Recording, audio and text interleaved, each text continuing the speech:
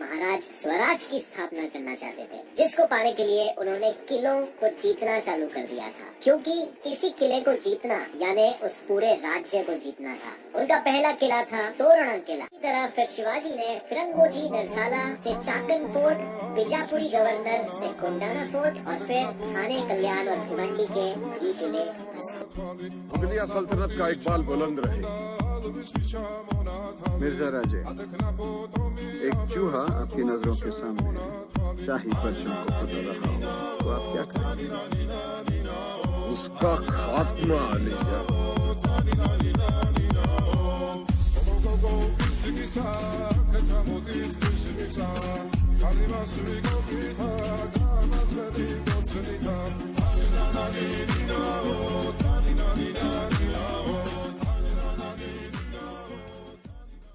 नमस्कार दोस्तों, जब छत्रपति शिवाजी महाराज शंभू राजा को लेकर आगरा में औरंगजेब से समझौता करने के लिए गए थे, तब औरंगजेब ने उनका अपमान करके उनको धोखा देकर बंदी बना लिया।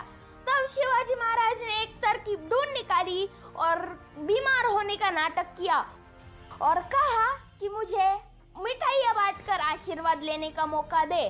फिर कुछ दिन तो मिठाइयों के बड़े बक्सों की जांच अच्छे से होती रही, लेकिन बाद में वो जांच ढीली पड़ गई और एक दिन छत्रपति शिवाजी महाराज और शंभू राजे उन बड़े मिठाइयों के बक्से में बैठकर निकल गए आगरा से और पहुंच गए राजगढ़ पे।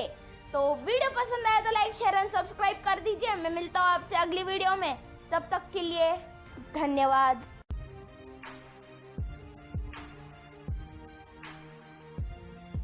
अगर हर मराठा संभा जैसा होगा तो हम दक्खन में कभी राज नहीं कर पाए। हमारे साथ मिल इस्लाम कबूल कर लो। धर्म मतलब आस्था, और आस्था बदली नहीं जाती। औरंगजेब, संभाजी 1000 बार जिएगा, 1000 बार मरेगा, मगर हिंदू धर्म नहीं छोड़ेगा। Speech of Yesubhai Bhosle. Hello everyone, my name is Navya Sonone from 4th standard. Today I am going to tell some information about Yesubhai. Friends, there have been certain powerful personalities in our past. We should all be proud of as Indians. History of Yesubhai is one such thing that we should at least be aware about. Most of us might know that Yesubhai was the wife of Chhatrapati Sambhaji. Sambhaji was the second king of Marathas and eldest son of Chhatrapati Shivaji Maharaj. Yesubhai Shirke was the daughter of Pilaji Rao Shirke, who was a Maratha Sardar under Chhatrapati Shivaji. As per legend, Yesubhai was very good looking and intelligent at the same time. Yesubhai had lot of respect for her father-in-law Shivaji Maharaj. She had 2 children, Bhavani Bai and Shau. Friends, Yesubhai's life was filled with struggle. In this way, Yesubhai's story is full of inspiration. Thank you. देखो, कुछ नहीं हुआ हमें, कोई कुछ नहीं बिगाड़ सकता हमारा। देखो, जिंदा है हम, जिंदा, आपके सामने खड़े जिंदा। आज वाचलात म्हणून ही तुमची जीत समजू नये औरंगजेब। उलट रोज एक मरण मरणार आहात तुम्ही। जितके तुकडे तुम्ही शंभू राजांच्या देहाचे केले असतील, त्याहूनही जास्त तुकड्यांचं अगदी खंगून खंगून मारणारं मरण तुमच्या वाट्याला येईल।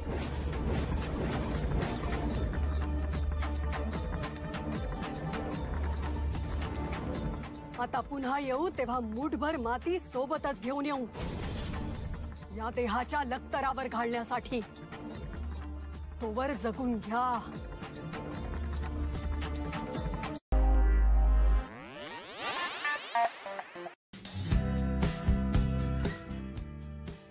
मराठा इतिहास में येसुबाई को काफी सम्मानजनक स्थान प्राप्त है। येसुबाई पिलाजी राव शिर्के, एक मराठा सरदार जो कि छत्रपति शिवाजी की सेवाओं में थे, की बेटी थी। एक संधि के तहत शिवाजी महाराज ने बाई और संभाजी की शादी की थी। संभाजी की गिरफ्तारी और मौत के बाद 19 साल के राजा राम को राजा बनाया गया। राजा राम ने संभाजी द्वारा बंदी बनाए गए सभी सरदारों को मुक्त कर दिया और उनकी मदद से राजधानी की सुरक्षा की तैयारी करने लगे। जल्द ही औरंगजेब का सेनापति जुल्फिकार खां आक्रमण के लिए आ पहुंचा। यहीं से येसुबाई ने अपने हाथ में मराठा साम्राज्य की बागडोर ले ली। येसुबाई ने राजा राम को कई प्रमुख सरदारों के साथ सुरक्षित विशालगढ़ के किले में भेज दिया और जुल्फिकार खान से मुकाबले के लिए शस्त्र उठा लिया। येसुबाई से प्रेरणा पाकर मराठों ने मुगलों के इलाकों पर धावा बोला और जबरदस्त लूटमार मचाई। उन्होंने खान को चारों तरफ से घेर लिया और रसद आने पर पाबंदी लगा दी। येसुबाई की इस घेरेबंदी से जुल्फिकार खान स्तब्ध रह गया। खान समझ गया कि बाई से सीधी लड़ाई संभव नहीं है, इसलिए उसने एक चाल चली। येसुबाई की सेना में सूर्या पिसाल नामक एक किलेदार था जो बाई का जमींदार बनना चाहता था। खान ने जमींदारी का लालच देकर उसे अपनी तरफ मिला लिया। जैसे ही खान सेना लेकर येसुबाई के किले पर हमला बोला, पिसाल ने किले का द्वार खोल दिया। जब रायगढ़ के मराठा किले पर मुगलों द्वारा 1689 में कब्जा कर लिया गया, तब येसुबाई को उनके युवा पुत्र शाहू के साथ कैद कर लिया गया था। हालांकि उनको हर जगह औरंगजेब के साथ ले जाया जाता था, पर फिर भी औरंगजेब ने कभी उनका ध्यान नहीं रखा। 1707 में औरंगजेब की मृत्यु के बाद उनका बेटा आजम सम्राट बना और उसने मराठा रैंकों में विभाजन को प्रोत्साहित करने के लिए शाहू को कैद से मुक्त कर दिया। हालांकि मुगलों ने येसुबाई को एक दशक के लिए कैद में रखा था, ये सुनिश्चित करने के लिए कि शाहू अपनी रिहाई पर हस्ताक्षर किए गए संधि की शर्तों पर ध्यान रखे। येसुबाई लगभग 30 सालों तक औरंगजेब की कैद में रही। आखिर 1719 में पेशवा बालाजी विश्वनाथ भट्ट ने उन्हें एक व्यापक संधि के साथ छुड़वा लिया, जिसे मुगलों की मान्यता प्राप्त थी और उसमें शाहू जी को शिवाजी का असली उत्तराधिकारी माना गया था।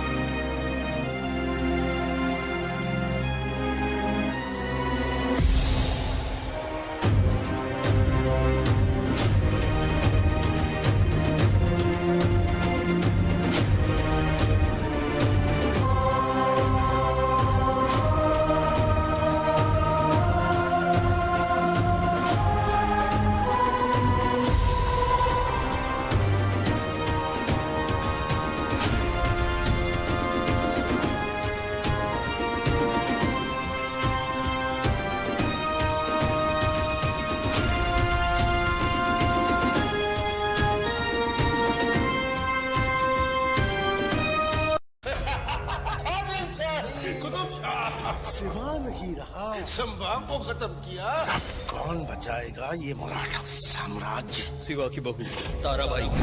वो बच्चे क्या कर लेगी एक अकेली औरत? एकटी नाही आहे। संताजी धनाजी सारखे धुरंधर योद्धे असताना आपण मोहिमेला जाण्याची जोखीम का घ्यावी राणी सरकार? मी हंबीरराव मोहित यांची मुलगी आहे आणि छत्रपती शिवरायांची सून. मुंगलांना कळायला हवं, मराठ्यांच्या मुलींना ज्या हाताने फुगडी घालता येते त्याच हाताने गर्दनही मारता येते.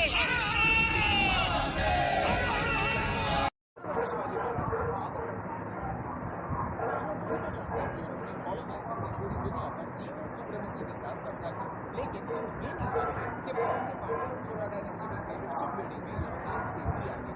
आज अगर आप इंडोनेशिया या थाईलैंड में जाएंगे तो रामायण की स्टोरी से इंस्पायर्ड कई टेम्पल्स पाएंगे. हमारे कल्चर दूर दूर तक पहुंचाने का क्रेडिट इन साउथ के डायनेस्टीज को जाता है. लेकिन 13वीं सेंचुरी से भारत की नेवल स्ट्रेंथ काफी वीक हो गई, जिससे हम व्यापार के लिए अरब्स पर निर्भर होने लगे. प्लस नेवी से फोकस हटने की वजह से पोर्चुगीज और ब्रिटिश इन्वेडर्स से छत्रपति जानते थे कि खतरा सिर्फ सल्तनत से नहीं, कॉलोनाइजर से भी. इसीलिए उन्होंने फिर से भारत की नौसेना. हिस्टोरियंस मानते हैं कि मराठा नेवी में एटलीस्ट 20 बड़े वारशिप्स हुआ करते थे, जिनकी मदद से छत्रपति शिवाजी महाराज ने ब्रिटिशों को लंदन से बुलाया. वो एक ऐसे विजनरी थे जो ब्रिटिशर्स के इंटेंशंस को पहचानते थे. एक छोटी आर्मी के सामने बड़ी लड़ाई आज जीतते थे. यही वजह अगर दूसरे रूलर भी छत्रपति से पाते तो शायद भारत अगर ज्यादा गुलाम न हो. Number 3, the power of British के डिवाइडेड आज भी दी जाती है, लेकिन छत्रपति की मदद सच्ची भी थी और महान. औरंगजेब छत्रपति के बारे में खुद कहा था कि 19 साल के लिए मैंने मेरी पूरी मेहनत शिवाजी को हराने में लगा. அதே பிராமணர்கள் தான் சிவாஜி மராத்திய பேரரசை தோற்றுவிக்கும் போது அவருக்கு பட்டாபிஷேகம் செஞ்சு வைக்க முடியாது அப்படின்னு மறுத்துட்டாங்க. அதுக்கு காரணம் சிவாஜி ஒரு சூத்திரர் அப்படிங்கறதால. அதன் பிறகு தாகாபத் அப்படிங்கிற ஒரு பிராமணரை பனாரஸ்ல இருந்து கூட்டிட்டு வந்து அவருக்கு லஞ்சம் கொடுத்து சிவாஜியோட மூதாதையர்ல ஒருத்தர் சிசோடியா ராஜபுத்திரர் அப்படின்னு சொல்லி, எனவே அவர் ஒரு சூத்திரர் இல்ல அவர் சத்திரியர் அப்படின்னு சொல்லி அவருக்கு பூணூல் போட்டு அதற்கு பிறகுதான் பட்டாபிஷேகமே செஞ்சு வச்சாரு. ஆனாலும் சிவாஜியோட அரசவையில தலைமை அமைச்சரா அதாவது பேஷ்வாக்கள இருந்தது சித்பவன் பிராமணர்கள் தான். சிவாஜியோட இறப்புக்கு பின்னாடி அவரோட மகனான சாம்பாஜி அரியணை ஏறாரு. ஆனா அவுரங்கசீப் மராட்டியத்தின் மீது போர் தொடுத்து சாம்பாஜியை கைது பண்ணி அவரை டெல்லி சிறையில் அடைச்சி அவரை அங்கேயே கொன்னுடுறாங்க. அதன் பிறகு கொஞ்ச காலம் ராஜாராம் அப்படிங்கிறவங்களும் சாகுஜி அப்படிங்கிறவங்களும் ஆட்சி பண்ணாங்க. ஆனா 1749ஆம் ஆண்டு சாகுஜி இறந்து போக அவரால் அடுத்த வாரிசா நியமிக்கப்பட்ட ராமராஜ் அப்படிங்கிறவரை கைது பண்ணி சிறையில் அடைச்சிட்டு அப்போ முதலமைச்சரா இருந்த பாலாஜி பாஜிராவ் அப்படிங்கிற பிராமணர் ஒட்டுமொத்த ஆட்சி அதிகாரத்தையும் கைப்பற்றாரு. இதனால கோபமடைஞ்ச ராணி தாராபாய் பாலாஜி பாஜிராவுக்கு எதிராக கலகம் செஞ்சாங்க. ஆனா அவங்களையும் பிடிச்சி சிறையில் அடைச்சாங்க பிராமணர்கள். இப்படி கூட இருந்தே சிவாஜி குடும்பத்துக்கு குழி பறிச்சவங்க தான் பிராமணர்கள். அதுக்கு முகலாயர்கள் கிட்ட நிறைய உதவிகளையும் வாங்கிக்கிட்டாங்க. இப்படி சூழ்ச்சியாலையும் முகலாயர்களின் உதவியாலையும் மராட்டிய பேரரசை கைப்பற்றிய பிராமணர்கள் அதே சூழ்ச்சியால முகலாயர்களை வீழ்த்தி இந்தியா முழுமைக்குமே மராத்திய பேரரசை அதாவது பிராமணர்களின் மராத்திய பேரரசை விரிவுபடுத்தினாங்க. இப்படி ஆங்கிலேயர்கள் வர்ற வரைக்குமே ஆட்சி அதிகாரத்தை தங்கள் கையில வச்சிருந்தாங்க பிராமணர்கள். இந்த பேஷ்வாக்களின் ஆட்சியில தான் மராட்டிய மண்ணின் மைந்தர்களான மகர் இன மக்கள் மிகப்பெரிய தீண்டாமைக்கு உட்படுத்தப்பட்டாங்க. அதாவது பகல் நேரங்கள்ல அவங்க பிராமணர்கள் வசிக்கும் பகுதி வழியா போகணும் அப்படின்னா இடுப்புல ஒரு தொடப்பத்தையும் கழுத்து ஒரு பானையும் கட்டிட்டு போகணுமா. அதாவது அவங்க நடந்து வரும்போது காலடி சூடுகளை அந்த தொடப்பம் அழிச்சிடும். அதே போல எச்சில் துப்பணும் அப்படின்னா அவங்க கழுத்துல இருக்க பானையிலே துப்பிக்கணுமா, இல்லைன்னா தீட்டாயிருமா. இந்த அளவுக்கு மிகப்பெரிய தீண்டாமைக்கு உள்ளானாங்க மகர் இன மக்கள். இத்தனைக்கும் சத்ரபதி சிவாஜியோட படையில மகர் இன மக்கள் தான் பெரும்பான்மையா இருந்தாங்க. ஆனா பேஷ்வாக்களின் படையில இஸ்லாமியர்கள் கூட இருக்கலாமே தவிர இந்த மகர் இன மக்களுக்கு இடம் கிடையாது. ஏன்னா அவங்க தீண்டாமையால ஒதுக்கி வைக்கப்பட்டாங்க. இப்படிப்பட்ட தீண்டாமையால வெகுண்டெழுந்த மகர் இன மக்கள் 1717ஆம் ஆண்டு ஆங்கிலேயர்கள் கூட சேர்ந்து இந்த பேஷ்வாக்களின் கொடுங்கோல் ஆட்சிக்கு முடிவு கட்டினாங்க. அதன் நினைவா பீமா கோரேகான் அப்படிங்கிற இடத்துல நினைவு சின்னம் எழுப்பினாங்க ஆங்கிலேயர்கள். ஒவ்வொரு வருடமும் ஏராளமான மகர் இன மக்கள் அங்க கூடி நினைவு நாளை கொண்டாடுறாங்க. இன்னைக்கும் பிராமணர்களின் ஆதிக்கத்துக்கு விழுந்த சம்மட்டி அடியா பார்க்கப்படுது அந்த நினைவு சின்னம். இப்படி தங்களுக்கு தேவைப்பட்ட போதெல்லாம் இஸ்லாமியர்கள் கூட கூட்டு சேர்ந்து மண்ணின் மைந்தர்களை வீழ்த்தி இருக்காங்க பிராமணர்கள். ஆனா இன்னைக்கு அதே இஸ்லாமியர்களை இந்துக்களின் எதிரி அப்படின்னு சித்தரிக்கிறாங்க. இப்படி இஸ்லாமியர்களை வந்தேரிகள் அப்படின்னு சொல்வதன் மூலமா தாங்களும் ஒரு வந்தேரிகள் அப்படிங்கறத தந்திரமா மறைக்க பாக்குறாங்க பிராமணர்கள். இப்படி இரண்டு மதங்களுக்கு இடையே மதவெறியை தூண்டி விட்டு தங்களோட இருப்பை தக்க வச்சுக்க பாக்குறாங்க பிராமணர்கள். கேவலம் வரி கட்டுறதுல இருந்து தப்பிக்கிறதுக்காக எங்களை இந்துக்கள்னு கூப்பிடாதீங்கன்னு சொன்ன அதே பிராமணர்கள் தான் இன்னைக்கு நாமெல்லாம் இந்துக்கள் அப்படின்னு கூச்சலிட்டு இருக்காங்க. சரி எல்லாரும் இந்துக்கள் தானே, கோயில்ல நீங்க மட்டும் ஏன் பூசை செஞ்சு கஷ்டப்படுறீங்க, நான் ஒரு நாள் பூசை செய்யறேனே அப்படின்னு சொன்னா அதுக்கு மட்டும் விட மாட்டாங்க. தங்களோட ஆட்சி அதிகாரத்தை பயன்படுத்தி வரலாற்றை திரிச்சு பள்ளி மாணவர்கள்கிட்ட இருந்து இஸ்லாமியர்களுக்கு எதிராகவும் கிறிஸ்துவர்களுக்கு எதிராகவும் மதவெறியை தூண்டி விடுறாங்க. இஸ்லாமிய